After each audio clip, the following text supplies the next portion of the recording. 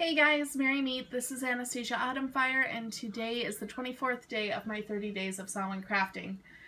Today's craft is, if you watched the previous video, is my first ancestral offering craft. This is the only craft I've made in this week leading up to Samhain that, as far as I know, has no connection to my actual ancestors or family or friends of loved ones. Tonight is the night of the seer. So people in your lineage that have had spiritual gifts that are able to were able to, were great at divination, or able to commune with spirits, or able to build relationships with good folk, things like that. For me, every time I sat down to try to focus on this and kind of meditate on it, that inner voice of mine kept going to, this isn't what you should be focusing on with your first gift. It kept coming back to honoring those that have gone before me and were actually persecuted as being a witch. That doesn't necessarily mean they were witches. In fact, I know in a lot of cases, in most cases, they weren't. They just were outside the societal norm, or they had land other people wanted, or they had wronged someone of a higher standing, and it was kind of a revenge type deal, or they, to put it in layman's terms, a lot of them were just they just kind of weirded people out. So, so instead of people taking the time to understand or try to wrap their head around what was going on, they approached them with fear and ignorance, and in some cases hatred, and 9 times out of 10 it ended in death. For me, I get very emotional about this type of thing.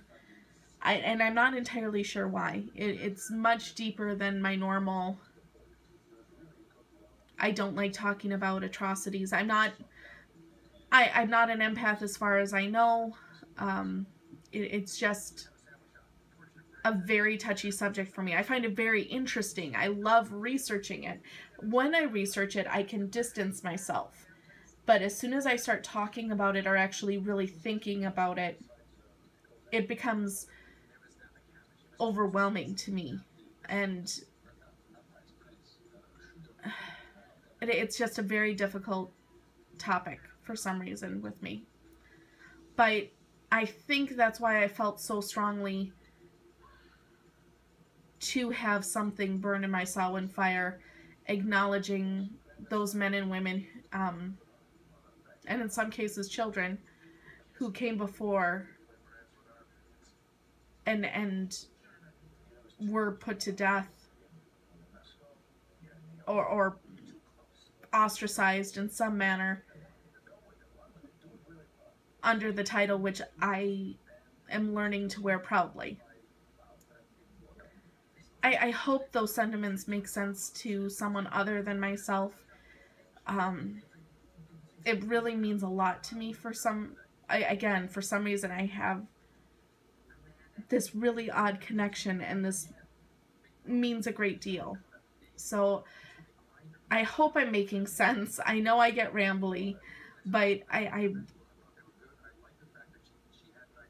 felt a need to go to this type of an honoring instead of focusing on the seer aspect of my ancestry.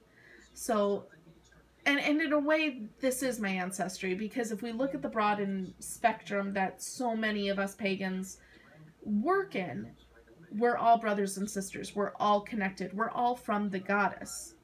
So therefore, even someone who you have absolutely no blood connection to or blood tie to or what have you is still connected to you. And I absolutely love that idea, and I think that idea of connection has really been speaking to me throughout Samhain, because it's been important to acknowledge every spirit that is out and about on this night and during this season and out during the dark of the year. It's important for any spirit to know they are remembered. There is someone who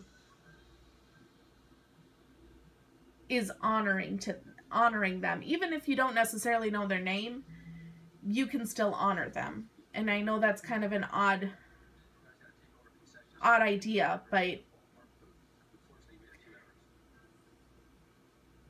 it's something that I'm starting to find to be true more and more. So anyway, back to the craft.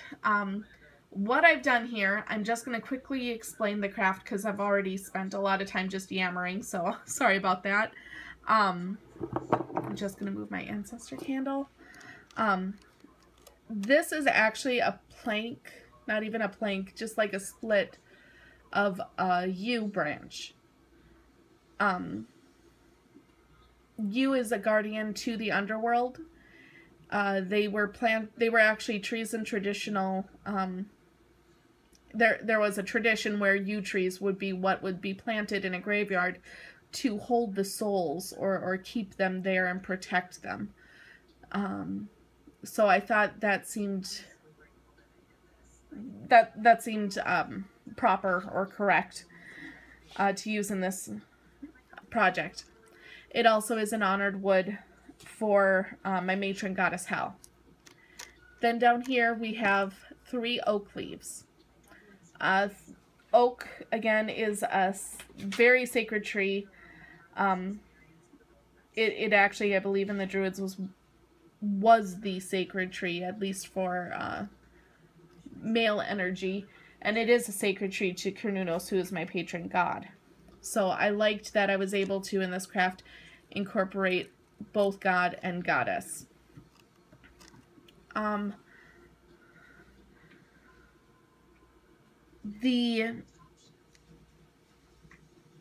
the top of the yew split here, I used red sealing wax. Again, red is very much a color I associate with working with the ancestors, and communing with the dead, I guess. That sounds a bit dramatic, but hopefully you know what I mean. In there, I did put an onyx for earth, clear quartz for air, carnelian for fire, and an amethyst for water. Again, those are the 4 crystals I've been working with for Samhain. Then what I did was, originally I was going to burn this in with my wood burner, but I realized in doing that I wouldn't be able to fit everything on there like I wanted. So I had to use a Sharpie. The words kind of bled with the wood grain, but you can still somewhat read it, and even if you can't, I did my usual thing of speaking while I wrote it out, and really focusing on the intent behind the words. It is something that I came up with on my own, so even if it's not readable per se to anyone else, it is ingrained in the wood. And I will read it here. Again, please forgive me for, I'm not necessarily the greatest rhymer. It's just kind of what came out. So, on here I have, "Be ye which, or be ye not, we give you the honor and the recognition sought. You died because of ignorance, hatred, and fear. We honor your sacrifice, our voices please hear. For those below named, and the many more lost, regardless of beliefs, you paid the highest cost. No, we thank you, no, we see, as it is our wish, so mote it and blessed be." And I'm going to try to show you this. After the blessed be, I did put a pentacle for protection. And again, the idea is, I mean no disrespect to those people who lost their lives that were not pagan or witches or what have you. The idea was more, I wanted to honor all of those who lost their lives because of that kind of persecution. And I can't honor them as a Christian would. I can't honor them as a Jewish, or as those of Jewish faith would. I can't do any, I can't honor them in any other way than what I know and what I am. And as a witch, that is how I can honor them. I know there's a lot of people where if I know so-and-so is a Christian and they pass away, I must honor them as a Christian. If I ever felt that way about someone who's passed,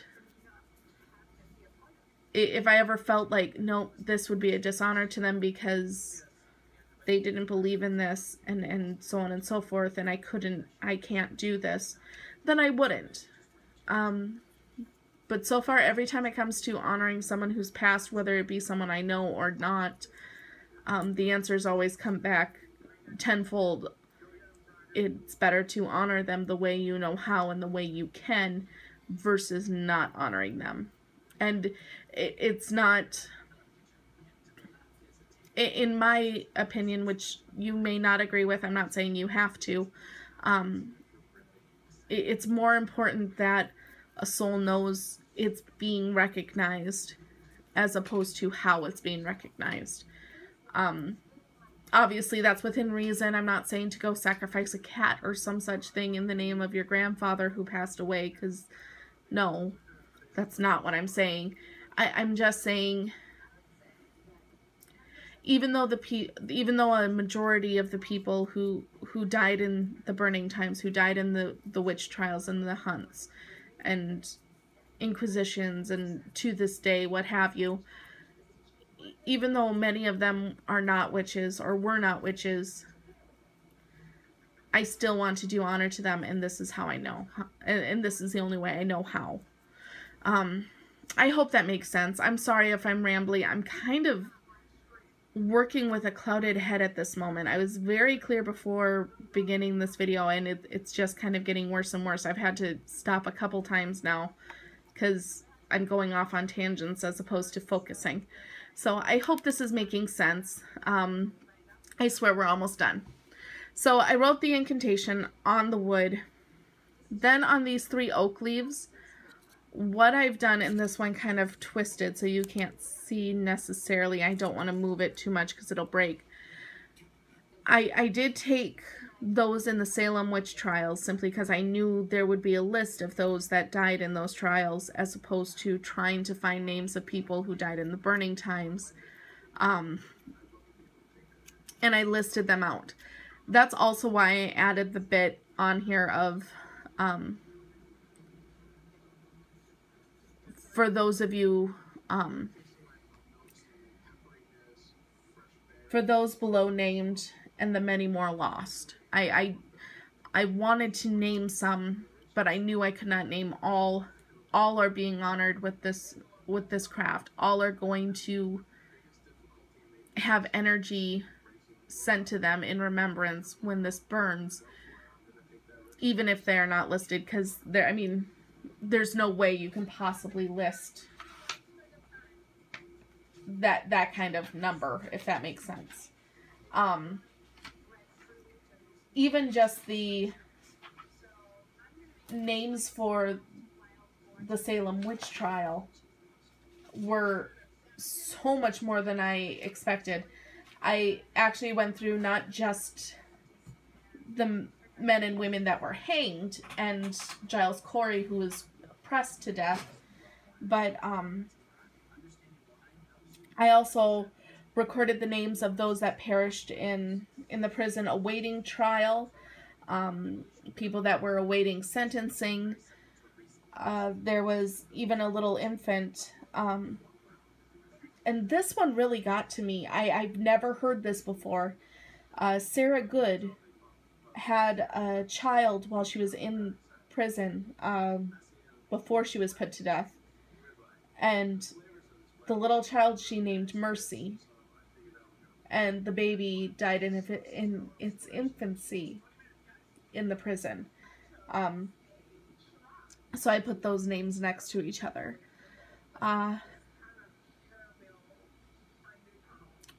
Okay, sorry. Refocusing. So then what I did after writing down all the names, I then took my red sealing wax and used it to hold the leaves to the yew branch. I also made an offering blend. It's a 9-herb blend.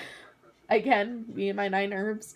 I have 3 herbs for remembrance, 3 herbs for love, and 3 herbs for protection. They, of course, have other associations as well, but that was my reason for using them and pairing or grouping them together. So that is actually an herbal blend I'm going to be using in all of these offerings, because all of these offerings, I really want this to be a connection throughout all of them. So I added that to the bottom here, holding the leaves in place. And I also added a bit of my Be at Peace oil, just because I felt it was right to do. I wanted some element of peace included in this. So, sorry about that as I make it jump. So, that is my offering craft for the persecuted, for those men and women that have come before us and been persecuted and tortured, killed, what have you, for being that which we can now freely be. So I just felt that was a very powerful, it was a powerful thing for me, at least, and I wanted to share that, and I thought it would be a great way to begin this week of remembrance and of offering crafts. So I'm sorry, I know this video was rambly. I know I got a bit ho-humish and lacked focus. It wasn't so much I lacked focus, I'm just, this really, I could talk for ages about this, and it was very hard to hone in, or not hone in, rein in those wants to kind of go off on tangents. So I do hope this made sense. I hope you enjoyed it. Please like, subscribe, all that fun stuff. And I will see you next time. Thanks, guys. Blessed be.